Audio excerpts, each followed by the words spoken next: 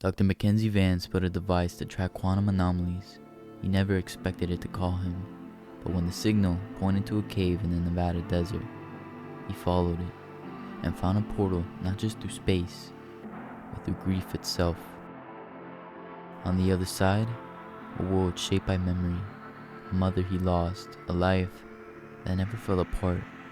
But paradise has a price, and some doors don't open without closing something else forever. Dr. Mackenzie Vance, known in academic circles as Mac, had always trusted numbers more than people. His world was circuits and silence, his companions a collection of sensors, equations, and tools carefully arranged in a sterile lab that doubled as his apartment. Every surface gleamed from overuse, but one corner was cluttered, his workstation, where a single object pulsed softly in the dim light. The anomaly sensor, his life's work, was sleek and silver, its edges smooth like riverstone. Thin veins of cobalt blue light ran through it, glowing faintly as if it breathed. For 10 years it had been a theory, then a prototype, then an obsession. It measured spatial inconsistencies, irregularities in gravitational curvature, quantum interference, a phenomenon most scientists deemed background noise. But tonight, it had gone still, and then suddenly, it had screamed. Max stared at it, the silence in his apartment fractured by a low rhythmic beep. The display blinked with impossible values, persistent, focused, repeating, a stable distortion originating from a precise coordinate deep in the Nevada desert, where only jagged rock, old legends, and classified airspace remained. It was, by all logic, a dead zone, but the sensor disagreed. He had dismissed the reading at first, a glitch, maybe a calibration drift, but the pattern returned, each time stronger, more stable. It wasn't a spike, it was a signal. Mac's breath caught in his throat. He leaned over the console, hands trembling, not from fear, but from the overwhelming recognition that this was no anomaly. This was purpose. He left before dawn, packing only what he could fit in the back of his battered SUV, a laptop, solar packs, field equipment, and the anomaly sensor, still glowing, its pulse now in sync with something unseen.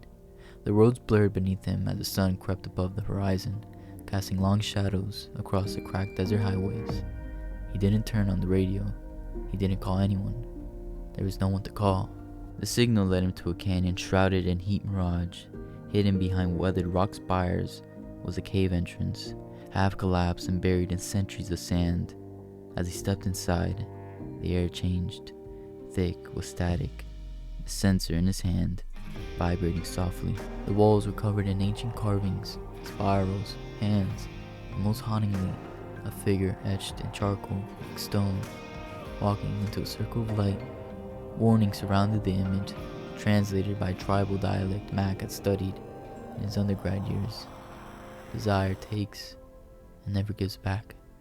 He should have stopped. Every fiber of his logic, every textbook, every scientific code of ethics whispered restraint.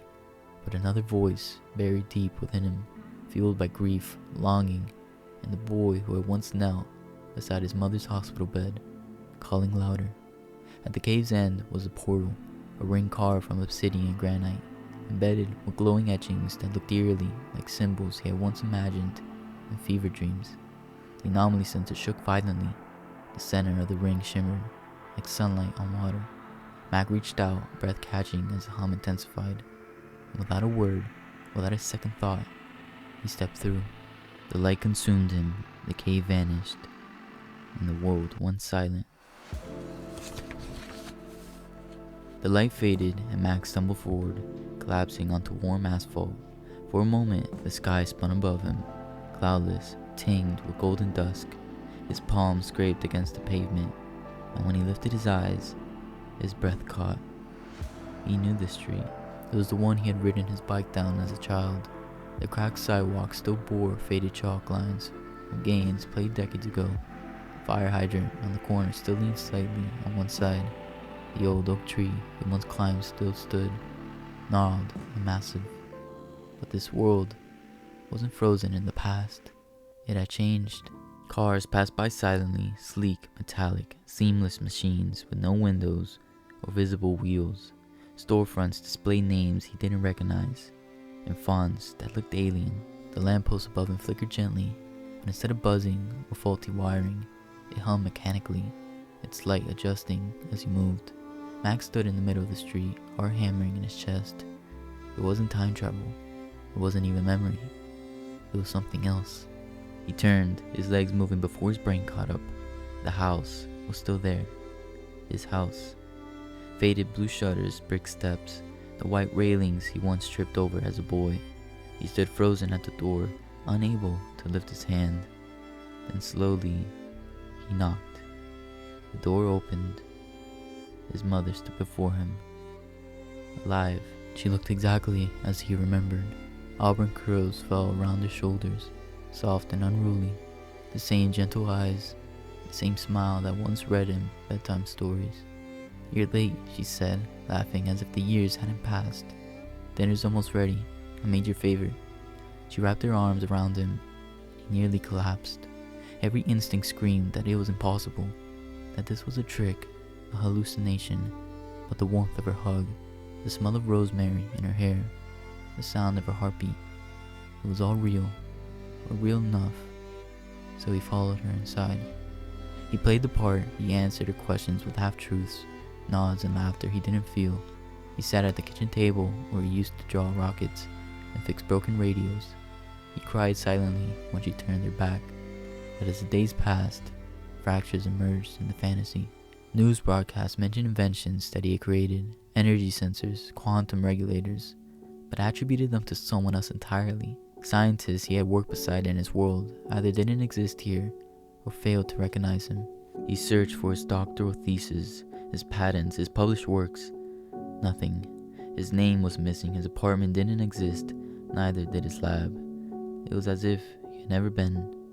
He wasn't Mackenzie Vance, physicist and innovator. He was no one. Each night he stared at the anomaly sensor, which now sat dormant on his bald nightstand. No readings, no signals, just cold metal and fading light. The world had given him the one thing he had wanted most, but it had taken everything else. And in the reflections of the window, Max saw it in his own eyes. Not relief, not joy, but the slow, creeping dread of a man who had crossed a threshold he was never meant to find. Weeks passed in a dream too vivid to be dismissed, yet too perfect to be trusted. Mac moved to the days as though sleepwalking. His mother greeted him every morning with a warm smile, kissed his forehead like he was still a child, and served pancakes just the way he remembered. They laughed, they reminisced. She told him stories he hadn't heard in 2 decades, and for fleeting moments the weight in his chest eased. But the joy was a ghost. It came in flashes, then vanished, leaving him colder. Each attempt to reclaim his identity met with silence or ridicule. He visited universities, approached scientific institutions, tried to discuss anomaly detection and dimensional signatures. Most responded with forced smiles and shifting eyes. Others laughed, labeling him a charming eccentric. His designs, his formulas, they dismissed them as theories pulled from the internet. Then came the final blow. One night while paging through a physics journal in the library, he froze. There, on the glossy page, was his prototype, down to the wiring pattern, the cobalt-like configuration, even the interface layout, his anomaly sensor.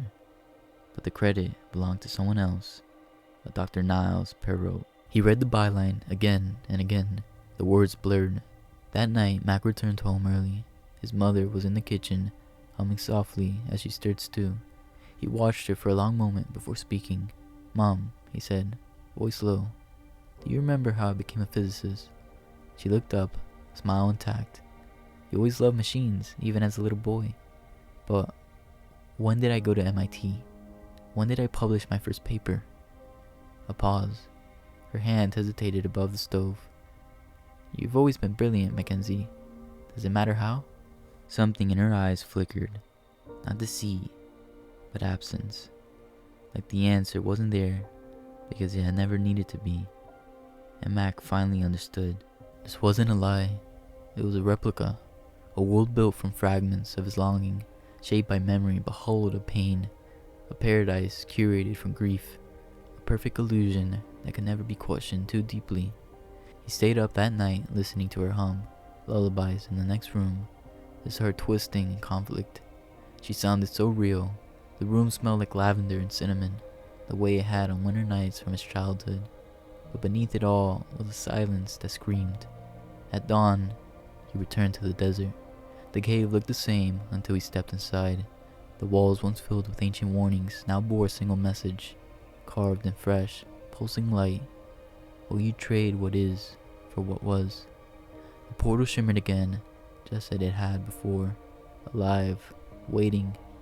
The air around it pulsed with a magnetic rhythm, slow and steady, like a heartbeat. Max stood before it, motionless.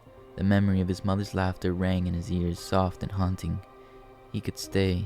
He could live this dream forever, but it would never be his life. And maybe that was the greatest cost of all. The sun rose slow and golden over the quiet suburb, bathing the rooftops in a warm light that seemed to resist change. Max stood in the kitchen, fingers trembling, as he poured water over freshly ground coffee beans. The scent filled the air, familiar, grounding. He remembered watching his mother do this exact routine back when life had been simpler, before grief hardened him into someone who only trusted the measurable. Today, he made it for her. She joined him on the porch, wrapped in a soft cardigan, her curls touched by morning light. Birds chirped in the distance, and for a moment, the world held its breath. The illusion was flawless down to the smallest details, but that only made it harder to bear. They sipped in silence. I have to go, Max said finally, his voice quiet but certain. His mother didn't flinch. She looked ahead at the rising sun, then back at him with a kind of knowing smile only a mother could give. You always do. That simple phrase broke something in him, not because it hurt, but because it was true. Even before the accident that stole her away, he'd always been chasing something. Knowledge, time, understanding. He'd always been moving, always searching. But this time, he was searching for closure. I wanted to stay, he admitted, setting his cup down. More than anything, but this place, it's not mine. Her hand found his, warm, steady. Love doesn't stop just because it ends. He blinked, the tears finally brimming, but refusing to fall. He reached for her, and they embraced, not as an illusion and a man, but as a mother and her son. He held her tighter than he ever had. No questions, no pleading, just gratitude. Thank you, he whispered. She touched his cheek, and for a moment, he let himself believe this parting mattered on some level deeper than understanding. That maybe, just maybe, the universe had given him this brief, impossible mercy, not to undo his loss, but to help him live with it. He left without looking back. The desert welcomed him like a memory reclaimed. Dry wind tugged at his coat, and the cave loomed just as it had that first day. Jagged stone, ancient carvings, and the soft pulse of something not of this world. The portal shimmered in the cave's center, flickering like it too had aged in his absence. The carvings had not changed. Will you trade what is for what was? The question no longer haunted him. He knew his answer. Mac paused at the threshold, his body begging him to stay. Every instinct screamed to turn around, to cling to the warmth, to drown in the illusion that had almost become real. But he had lived through pain, through loss, through years of clawing toward meaning. He was not born in peace, he was forged in grief, and he would not let that strength be taken from him. He stepped forward. Light exploded around him, ripping through space like torn fabric. The wind howled, pulling at his coat, his breath, his memories, and silence. Max stumbled as he crossed the threshold, the rush of light vanishing behind him like a blown-out candle. Silence filled the cave, thick and final. The air was cooler here, grounded by the scent of stone and dust. He turned slowly, half expecting the portal to flicker back to life, but the stone ring was still, lifeless. The carvings that had once glowed now sat dull and gray, like forgotten graffiti. Whatever force had pulled him across space and memory, it was gone. The anomaly sensor in his hand blinked twice in weak protest, then powered down. He stood alone in the dark, but this time there was no panic, no urge to rush back through, only breath, steady, measured. When Max stepped into the morning sun, the desert greeted him with wind and warmth. The sky was the same gentle blue as the day he left. No time had passed, but he had. The man who had once crawled through the cave, desperate and hollow, no longer existed. In his place stood someone quiet, still carrying pain but no longer owned by it. At home, he unpacked slowly. The apartment hadn't changed, but it no longer felt like a sterile chamber. It was simply his. He opened the drawer beside his desk, placed the anomaly sensor inside, and covered it with an old sheet. He didn't lock it away, just set it down. Its glow wouldn't guide him anymore. He had found what he needed. In the weeks that followed, he reached out, first to an old university friend, and to a former colleague from a long abandoned project. Conversations started awkwardly, but softened with time. Apologies were exchanged, laughter returned in small doses. He was no longer trying to be heard, only to connect. He didn't rebuild his work to rewrite time. He pursued it to understand space, energy, the quantum rhythms that stitched the universe together. The future beckoned, not as a cure for the past, but as something worthy on its own terms. Sometimes, late at night, Max still dreamed of her. His mother's voice would echo gently in the corners of his mind, telling him to wear a jacket, not to forget breakfast, to come home for dinner. But with each dream, the ache lessened, not because he forgot, but because he remembered truthfully. He remembered everything, the love, the loss, the longing, and chose to hold it all instead of hiding from it. Grief hadn't made him weaker. It had forged a part of him that refused to surrender to illusion. He walked more now, watched the sunrise, learned the names of birds nesting near his windowsill. He laughed with students, wrote again, not about loss, but about what lies ahead. One morning while sipping coffee on the fire escape, he looked out over the city and smiled. Not wistfully, not with sorrow, but with something softer, honest, whole. He had crossed worlds, faced the lure of impossible joy, and made the hardest choice of all, to live, truly, fully, tomorrow.